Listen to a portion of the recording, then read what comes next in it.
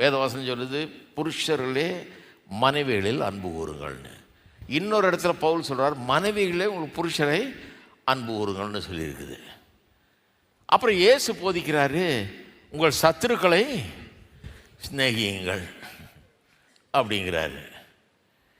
சரி, புருஷ மனைவி 2 பேரையும் ஒருத்தர் அன்பு கூறுறது பிறகு வருவோம். சத்துருக்களை சிநேகின்றாங்க.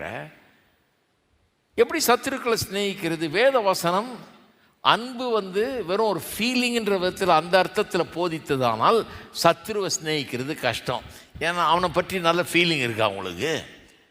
அவனை 2 சாத்தலான்னு தான் வருது ஃபீலிங் அவனை பற்றி வெறுப்பு தான் வருது, ஒரு பகை உணர்வு தான் வருது, அதுதான் ஃபீலிங். அப்புறம் அவனை எப்படி சிநேகிக்கிறது? அன்புங்கிறது ஃபீலிங்னா அவனை சிநேகிக்கவே முடியாது. அன்புங்கிறது ஃபீலிங் இல்லை. அன்புன்றது ஃபீலிங்னா அவனை சிநேகிக்கவே முடியாது. அன்புங்கிறது ஒரு செயல். ஆகவே வேதம் சொல்லுது அவனுக்கு பசியாக இருந்தால், சத்துரு பசியாக இருந்தால் அவனுக்கு சாப்பிட கொடு, அவனுக்கு தாகமாக இருந்தால் அவனுக்கு குடிக்க கொடு.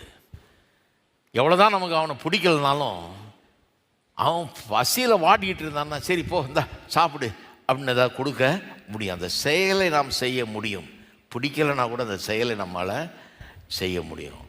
பிடிச்சி தான் நீ செய்யணும்னு வேதம் சொல்லலை, பிடிக்கிறது அப்புறம் வரும், முதல்ல செய்யின்றாரு. செய்கிறதுனாலேயே பிடிச்சி போயிடும். அதுதாங்க இந்த ஜெர்மனி நாசி யூதர்களை கொன்னார்கள் இல்லையா?